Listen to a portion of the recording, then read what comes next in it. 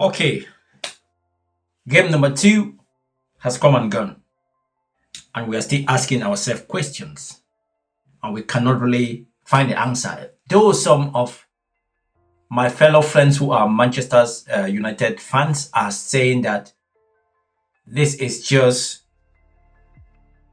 I don't know, they are trying to find a way to explain this second game.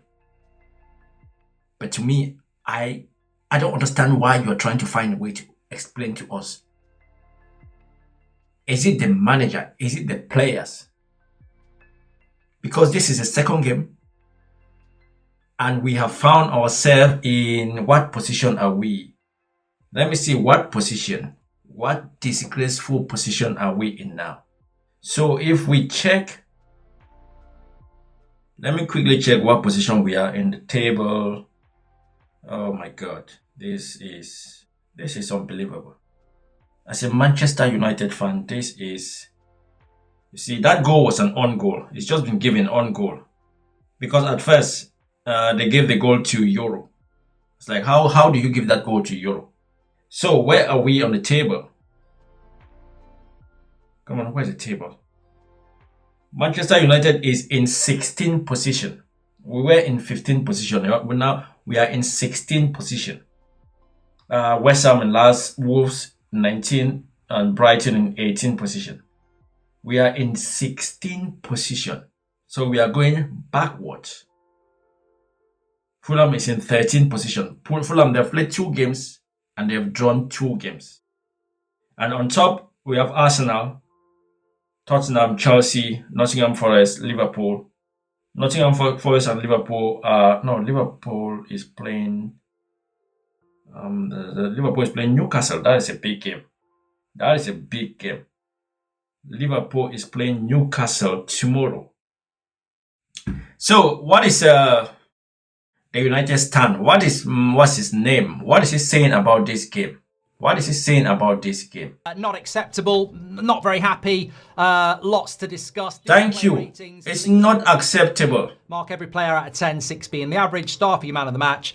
But look, we need to have a real conversation here. There is some really baffling decisions being made. Ultimately, I want Amrim to do well. We're going to have to be patient. I do not want an Amrim out movement.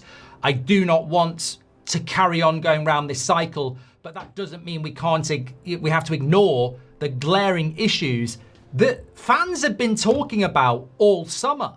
We don't have a midfield. We don't have a midfield. We don't have a goalkeeper. Yes, we don't have a midfielder. We don't have a goalkeeper. Them 3 guys in there, all of them 3 guys calling themselves goalkeepers are calamities. They are calamities. We also saw Alte Bayadere today. Every set piece is like he's in no man's land. He's all over the place. We don't have a goalkeeper. We don't have a midfield. If you do not have a midfield, it doesn't matter the striker you've got.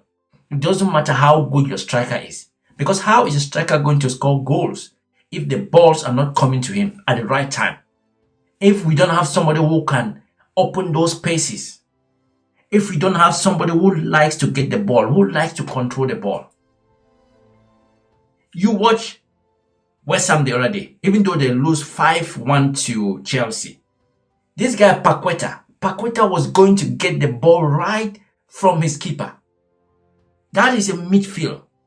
You need a midfield who can play. Look at Casido. Casido was distributing the ball, opening the pitch. He even scored a goal. We have not had that type of a midfield for a very long time. Back in the days, we had Park, Jinsun Park. We had Poskos. Those were midfielders who could open up the game. One pass was us through on goal. We need to go to the market and buy this player. We need to buy this player. We need to buy that goalkeeper. Number 10s. I mean, have we not just burnt a number 10? 2 number 10s. Bruno at number 10 is very good, and Ahmad at number 10 is very good. We're now misusing Ahmad as a right wing back. Bruno is not a midfielder.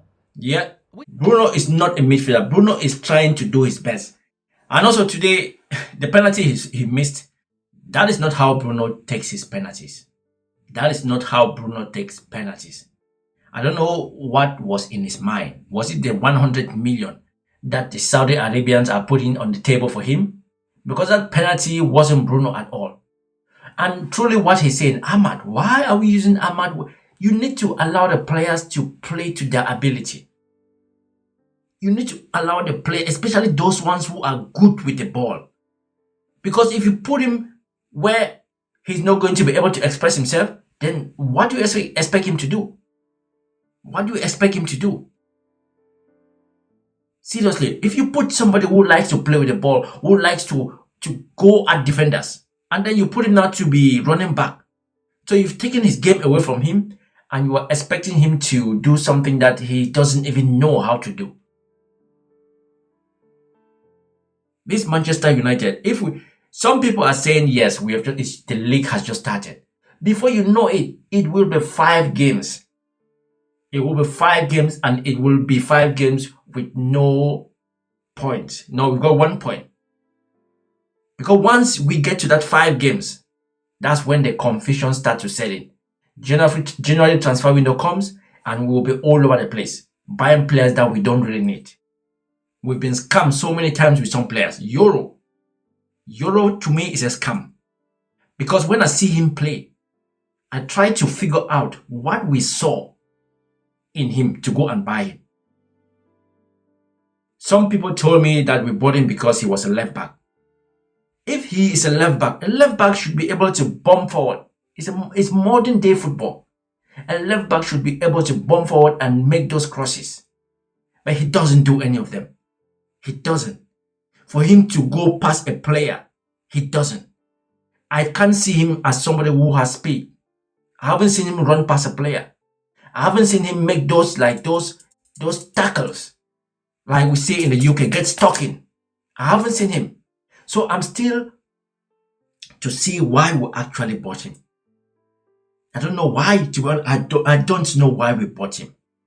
Seem to be swamped with number 10s and obsessed with number 10s at the detriment of our attack, our midfield and the goalkeeper. It's strange. And the shine from last week has completely dissipated. Yeah, that's what I said. On what we all feared. One of my posts I made on Facebook, I said, last week we took 1 step forward, and today we've taken 4 steps backwards. Because last week, we actually dominated, even though we lose the game. Because there's no point saying you dominated the game and you didn't take the 3 points.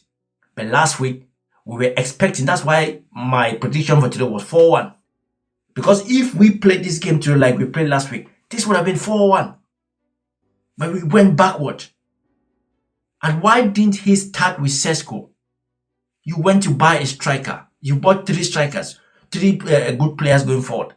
We're expecting you to start with them 3 because we need to start to get those points as quick as possible so we can move from this position that we are now into the top 10.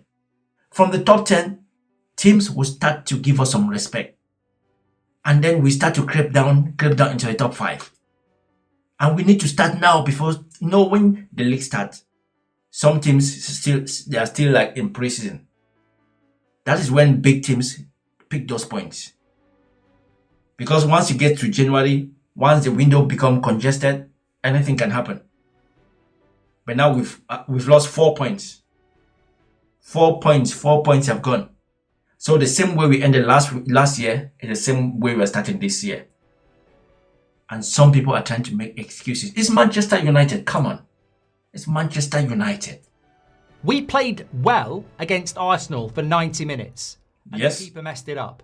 Yes. We go to Fulham, we play well for about 20 minutes and then bang average for 70 and totally don't deserve to win the game. We might have won the game if we took a couple of the chances, but it wasn't it wasn't a good performance. And the scary thing is, the shine of last week, we know this team can play shit again. Like last week we know they can play shit again. They have just proven to us today that they can still play shit. So it's going to be us not knowing what we can expect from the team going forward. Because now we don't know what to expect next game. Fans, it's like everybody's in limbo. How are they going to play next game? Who is going to play up front? Who is our number 10?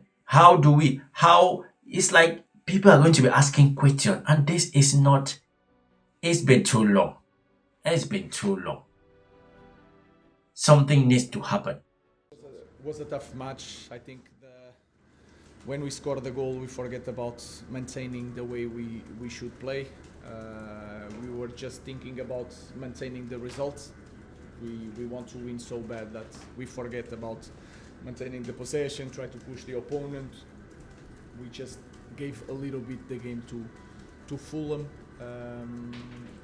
We started really well until the goal. I think we were a good team. We can do better.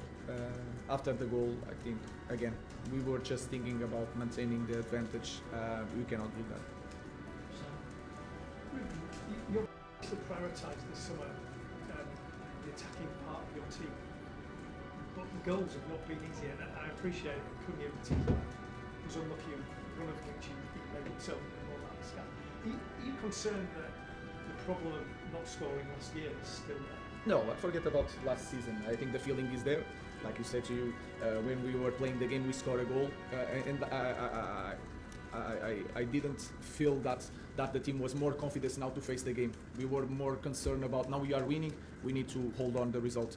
The goals are going to. We are going to score goals because we are creating so many chances, and that is the most important thing. And then we just have to move on. It's another game where probably mainly will stay on the bench. I think you said before that he needs to increase the rhythm, increase the pace of his game. Is that why he hasn't had any minutes yet? And what do you mean by that? No. Is he quicker or more dynamic? No, because he's fighting for the position now with Bruno. And I changed to midfielders. I let Mason Mount there because we want to score a goal. And then when I change, I felt that the team needed to return to one holder midfielder near Bruno. So we just need to fight the position with Bruno, like should be in the Manchester United. So he's competition for him. Yeah, for Bruno, and then he's going to play with Bruno. But in the moment, he's fighting in training with Bruno for the position. Hi, Ruben. The front three have shown promise, Mason, Ryan and Mateus, but do you think there's been a shift? It's been difficult for players to change the preparations for games, and midway through pre-season, you had Rasmus starting games, and then I think the last 3 or 4 games you've not started with the strikers, so have the players had to adjust to a new way of playing without? No. I think it's a normal thing, and when you reach this level, Cunha can play. Cunha played in as a striker or as a 10 in the former club.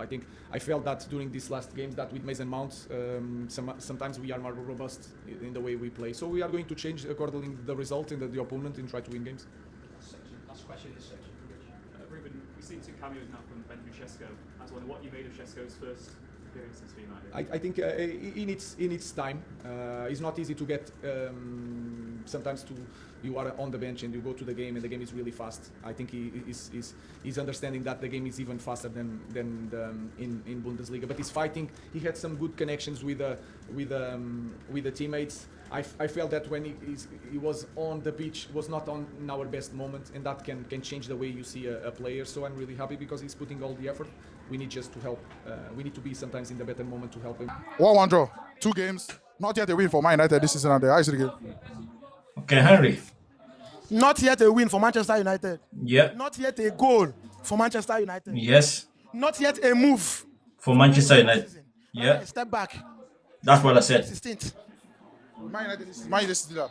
Now, the last time we lost our first 2 games in Premier League, 92-93 season and 22-23 season.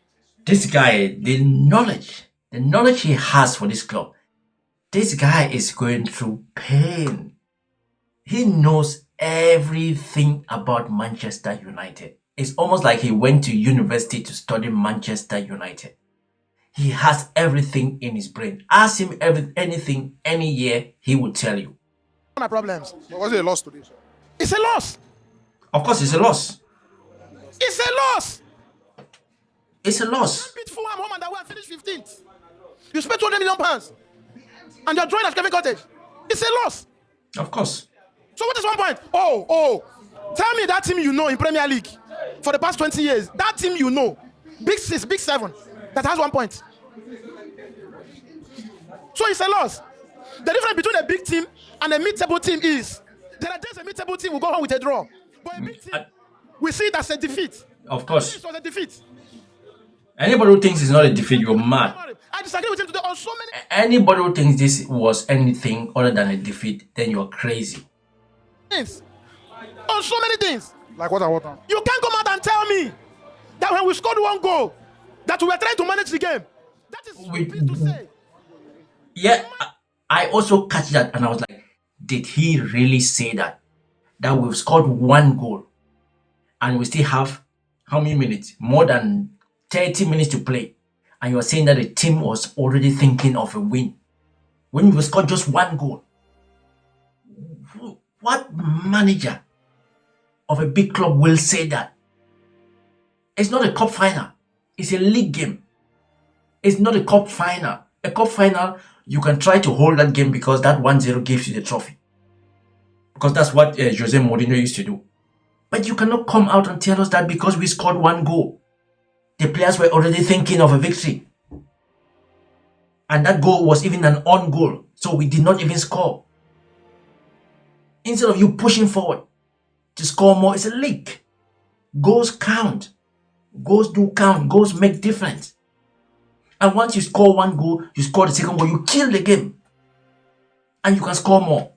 We saw Arsenal yesterday, they scored one goal, did they stop? Chelsea, they scored one goal, did they stop? Tottenham, they scored one goal against City, did they stop? And you're telling us that because we scored one goal, we were already thinking of a win. Amorim, you're going to be the one to let them people at the top sack you. Because you need to call a spade a spade. If a player is not performing well, say he is not performing, he's underperforming, he is not performing to the standard I want him to perform. That's what you say. He is not performing like these goalkeepers. These goalkeepers are not performing in the standard that I expect them to perform as in the club. They need to up their game. You cover for them. You're covering for them, they are getting their wages. The fans are crying. Look at my friend Henry. Henry is sweating. He says he doesn't want to sweat this season, but he's already sweating. Second game of the season, you're already making excuses. Put those players and tell them, guys, there is an interview that Pep Guardiola did during the halftime in a game 2 years ago. I'm going to react to that interview. We are going to watch the interview and you guys will see how the gaffer speaks to players. Those guys are earning millions. You shouldn't be trying to speak to them in a way that you think like, oh, I'm going to hurt their feelings. They are not kids. There are people who are earning millions, hundreds of thousands of pounds, week in, week out. There's no day that they don't get paid. Irrespective of the result, they always get paid. And you're telling us that the team was already thinking of a victory because we had one on goal. Of Manchester United, away at Kevin Cottage, trying to manage 1-0 against Fulham. It's a sackable statement. It's a sackable statement, yes. For the past 5 years, I've come to realize the fact that many managers in Premier League lose their job, not because of the result, but because of what they say. Yeah. What they say. Most of them lose their job because of their statements. You send the wrong message. So. Because at times it's like, you don't know the job you take. It's like when Potter was saying the boys gave everything. You're coaching Chelsea, you're saying the boys gave everything. Chelsea, and your finishing is 12th. So you score one goal against Fulham. That you beat home and away last season and finished 15th. A very clean Imagine United that we are scoring goals. Then you spend money. You bought players. Before this game, I was like, how on earth will you have Chidobe, Joshua Zexi, and Benjamin Sesko? And you want to play false 9 with MSC Mount that on a very good day should be in the rehab. When you come back from injury, you want time to pick yourself up. That's what I mean, being in the rehab. See, oh yeah, okay, I get it. Man, you chose like one country in Africa. They don't get local roads. They say they want to do super highway. And we say, do local road first. Yes. The connecting roads. What we do with the calling roads? Yes. You have Luke Shaw. You have an injury-prone Martinez. And you went ahead to sign a manager to come and play back three. I mean players who couldn't play with Mourinho. They couldn't play with Ole. They couldn't play with Den Haag. And in your win here, 4-3-3 is the easiest formation. Even me, I take over Manchester United now as a coach. I play 4-3-3. I may not give you that top-notch performance. I will give you that average performance. Now I think the Villemot is carrying the goal. Now that we are here, what can we do? There is a reason why even in primary school, in mathematics, you start with defensive unit.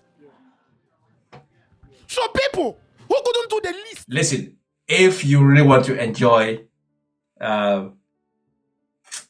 analysis, if you really want to listen and smile, if you really want to enjoy football analysis after the game, Henry of the Football Fans Tribe, you have to always watch him.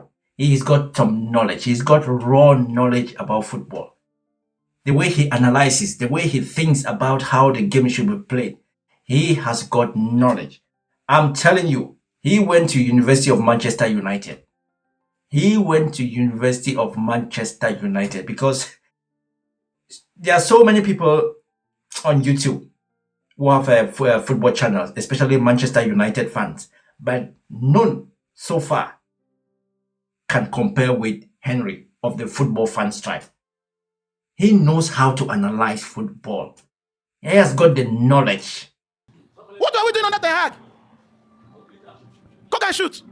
We were winning games. We were winning games and we weren't comfortable. Yeah. We went to Wembley against Man City with zero hope. Yeah. It's a team. You inherit that team, and I guess see anybody where they blame Amorim. To me, you are wrong. Why you are wrong is this. Talks don't tell you say as I dey here, bank work no consign me I no fit do am. You sack your manager. You go court to send your man say come help me manage my bank. Anytime you say I know the fit that one place where I fit talk to people, you say no worry. He can't come there after the customers complain say this your man is lacking communication skill. Who will you blame? You blame yourself for bringing. I will never blame this guy for being stiff, because he made it clear to you that I will do this till you sack me. Okay, that's true. You were driven by. Yeah. That's true. Amorim said he would never change. Yeah, his first interview, he said it doesn't matter the club he's managing. He would never change. He will stick to his philosophy. So before Manchester United bought him, you interviewed him for the job, and he said, "This is how I want to play. This is my system, and I will not change my system." His interview is on BBC. He also said, this is how I know how to play. This is how I do things. Nothing will change me. So, that's why I said Henry knows his stuff. Or never. With that team. Let's talk about The front three. Mbemo Korea. I know say the beginning of the match, especially Korea, he was active and everything. Same with the Arsenal game, but somehow today, like a lot of times last season, after that first 15-20 minutes, everything just fades away. When we play first 9, we expose Fernandes. This morning I told people, if another Saudi Arabia club is coming, 80, 90, 100 million pounds, take it. Yeah. Put the open mouth, tell me. That's the same thing I said too. Indispensable. That's the same thing I said. I said 100 million. If I'm his friend, his wife should tell him, Fernandes, I know you love football. I know you want to play for the big club Manchester. I know you're trying to. What? The club is not looking like it's going to shift anytime soon. You guys are fighting relegation. They are offering you 100 million. 100 million. This is not just for you. It's for the family. It's for the kids. It's for your mom. It's for your dad. It's for your brothers. It's for your village. Think what 100 million can do. You will still play football.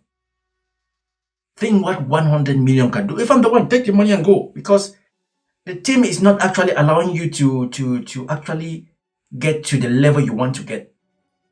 The way the team is being, the way Manchester is being run now, the players that we have, the system that we are playing, Fernandes is never going to be the player that he thinks he wants to be.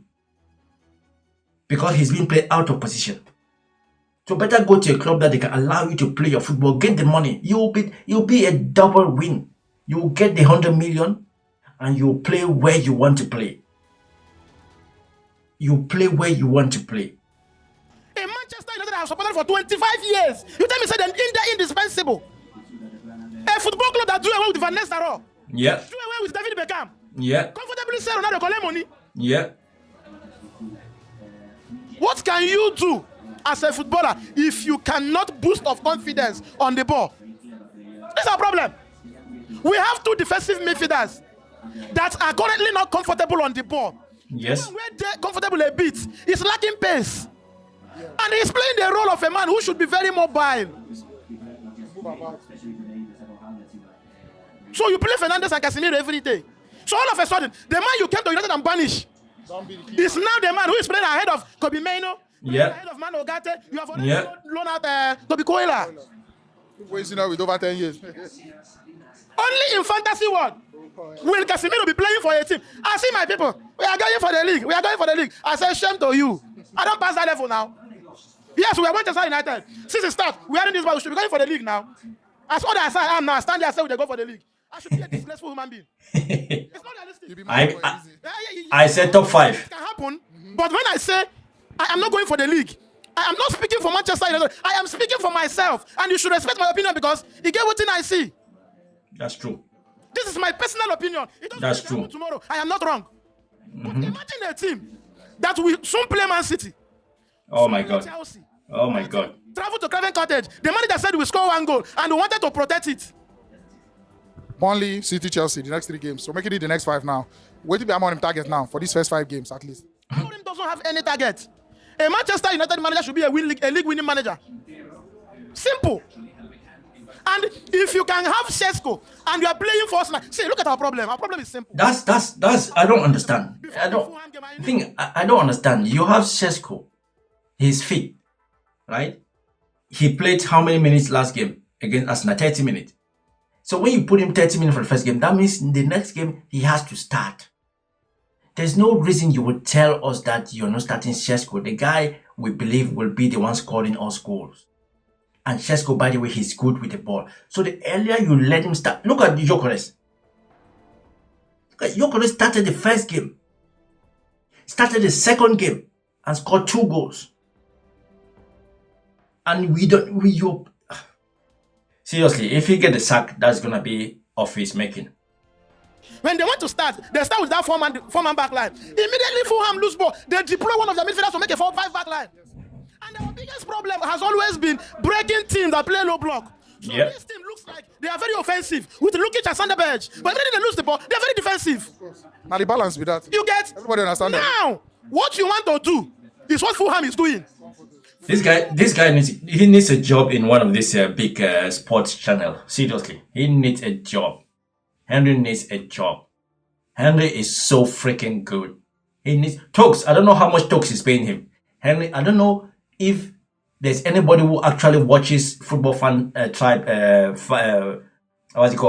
match reaction without wanting to watch Henry, because he speaks with passion.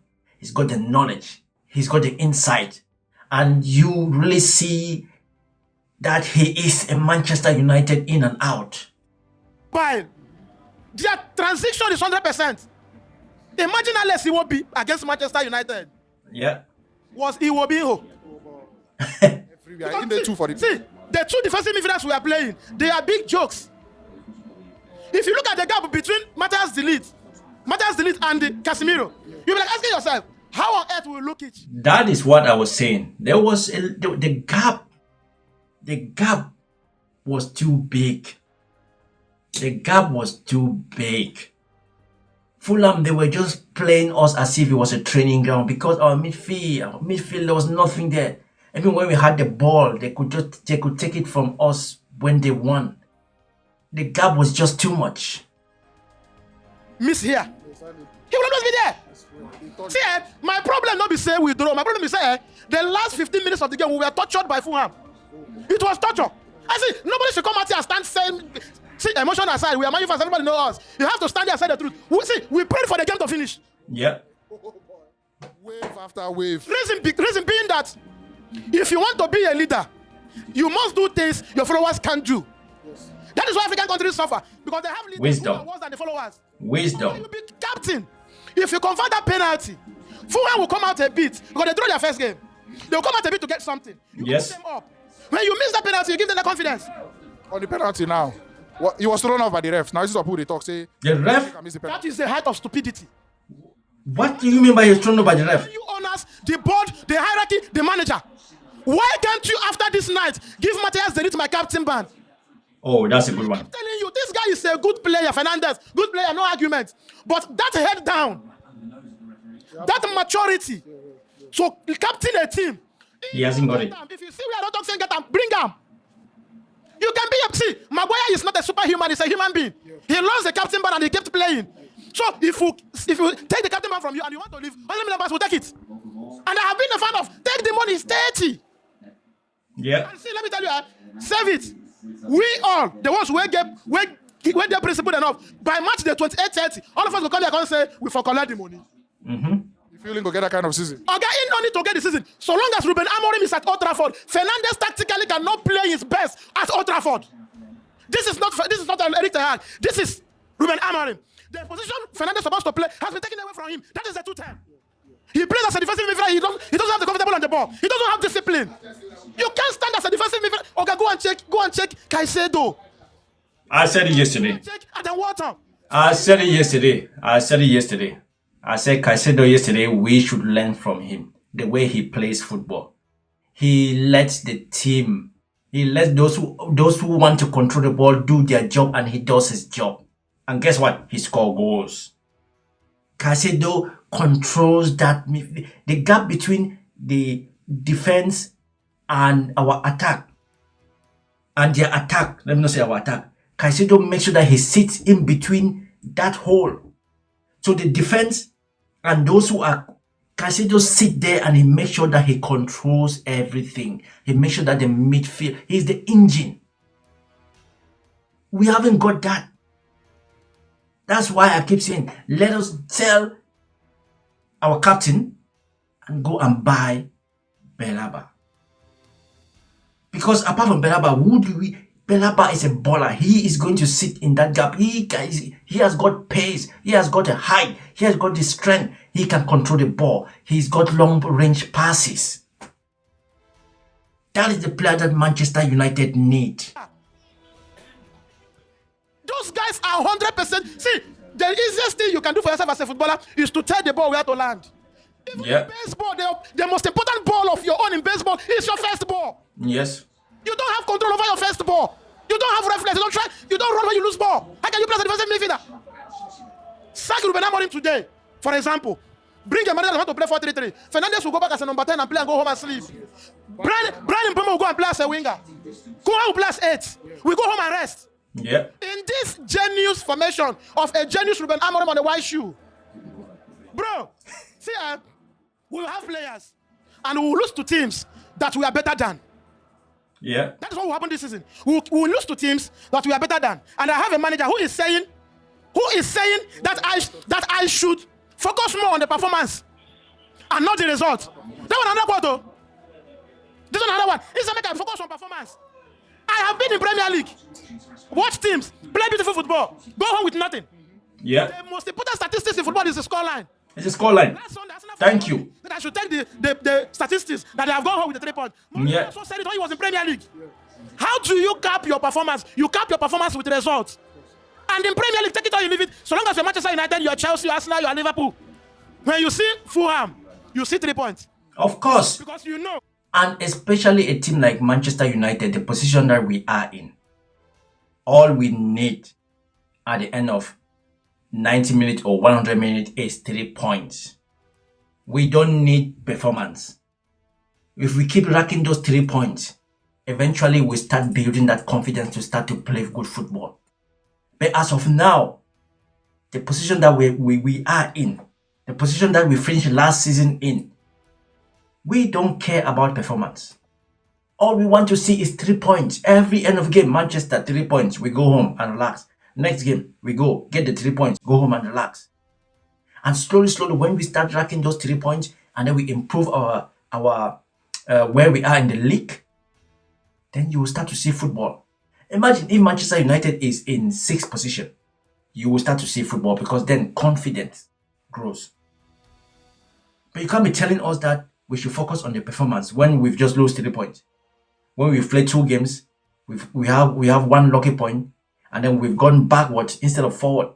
And you're telling us that we should focus on the performance. Get those 3 points first. Tell your team, all we need is 3 points. Let's go in there and grind, because our position in the league is not of Manchester United. We need those 3 points.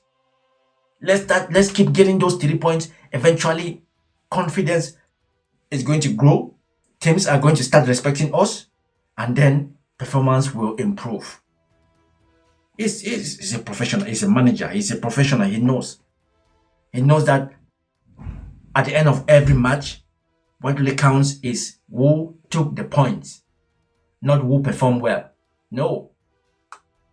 Good performance doesn't give you anything.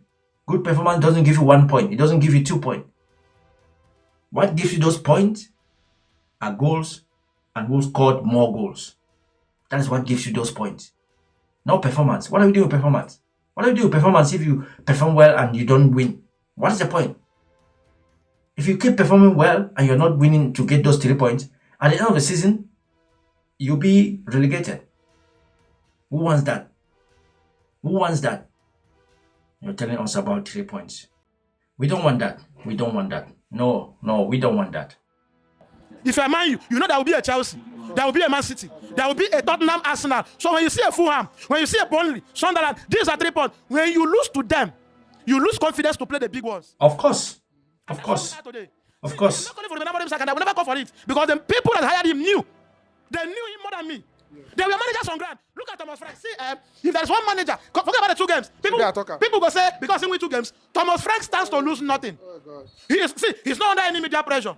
There was no hype around his coming. Yeah. You get play a match and go home. This Ruben Amorim is shy in front of camera during the interview. Yeah. How do you explain as a manager? Fernandes was about to take me out. My manager bent his face down. Yeah, no be final. Seriously. Fulham second game of Premier League. Amorim was like this. Anytime there is a corner against us, camera will pan on him. He's scared. He knows. He knows. Yes. Yes, the heart attack. The same heart attack that we're getting is the same heart attack that he is getting. The same heart attack. Since last season, 29 solid matches, 28 points. It's a sackable statistics. United are afraid of sacking another one. You get? But now, can you call him and tell him the fact?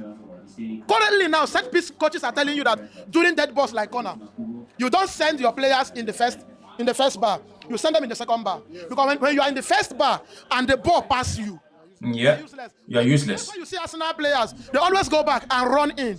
See, when you are in the first bar, you are seeing the ball. You have no power over the ball. When you are in the second bar, you see the ball, and you can attack the ball. Over the ball. So our problem is this: my friend, this guy needs to be everything in football. Look how he has analyzed that setback. That's why I was watching this game. I was saying, what do these guys do during training session? You guys know that ball is going to hit by the second pole. And instead of you now guys going back to attack that ball, you guys are staying in the first ball and knowing full well that your keepers are shit. Did you see the keeper today? The keeper is looking at the ball. The ball is going, he's looking at it. He doesn't know what to do. And that's why we could see from Arsenal, they are always attacking the ball from the second post. They run to the ball. They don't let the ball come to them. You run to the ball. And that's why they score so many set pieces. And that's why we struggle. That's why we struggle. My players are always in front. Most of the time sat back. Most of the time sideways. So what they do is to react. And the team playing against you are there to do the damage. They distract your goalkeeper. They distract you. They feel once you have outside, they will only run in when the ball is already in the net. And 2025, who is your set piece coach? Good one. Suffering from the same thing every day. Every day. What is Diego Dalot doing at Old Trafford? He is the only player I have seen that his fitness amount to 0. He is fit for nothing.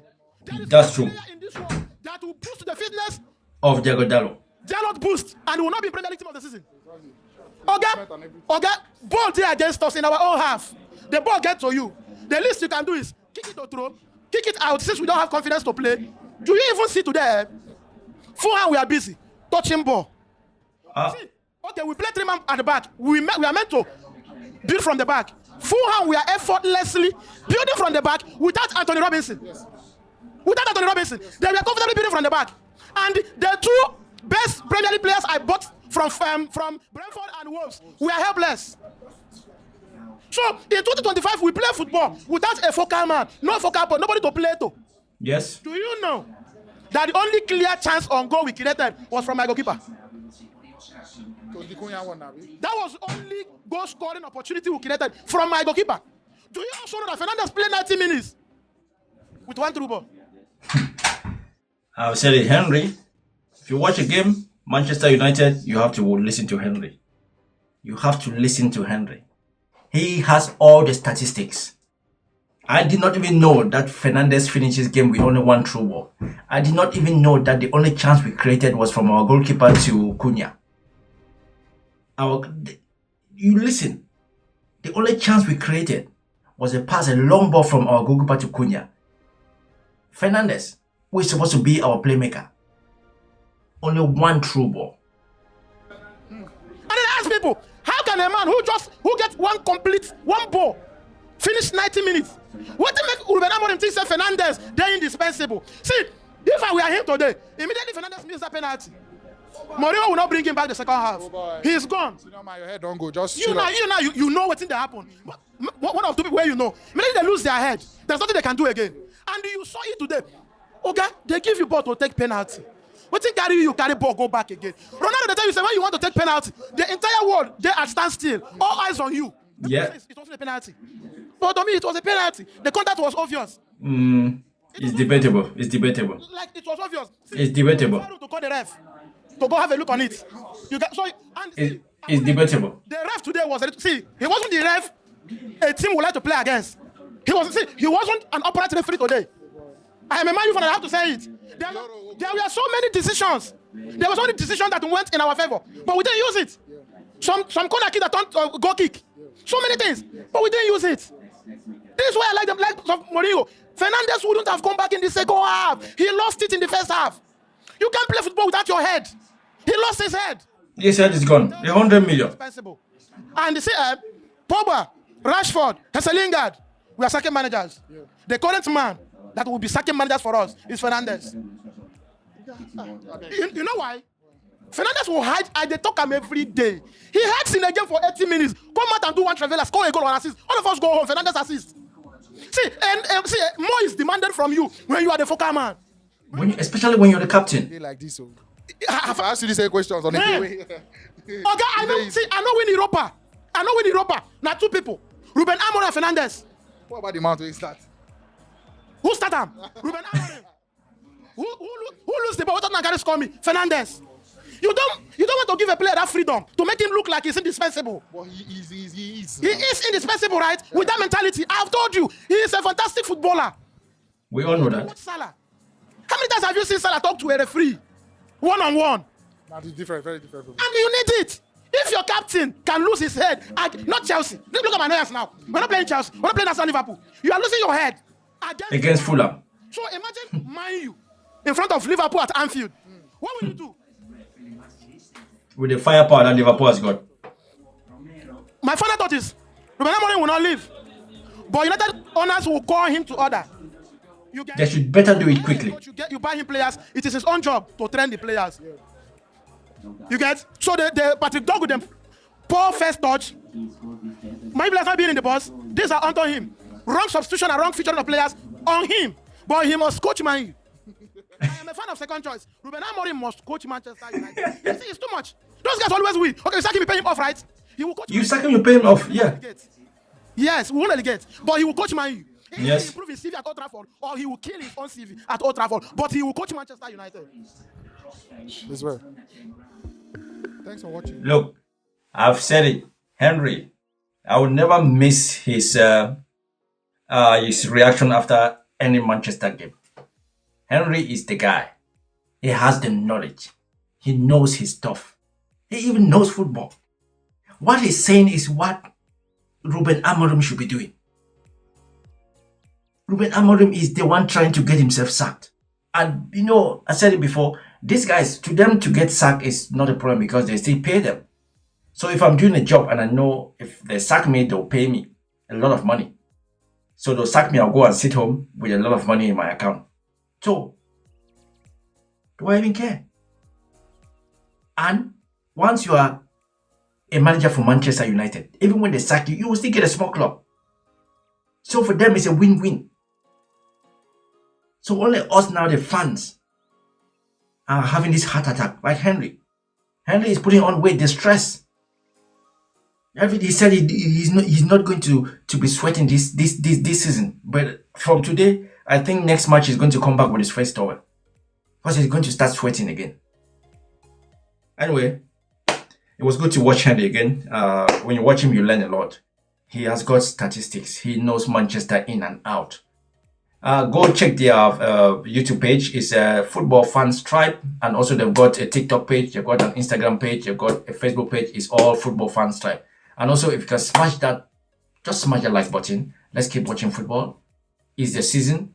Football is not just a game. It is a way of life. I'll see you guys on next reaction. Hopefully next game, we are going to at least see some improvement. We are going to at least see some improvement. I don't know. I am on my way to TikTok.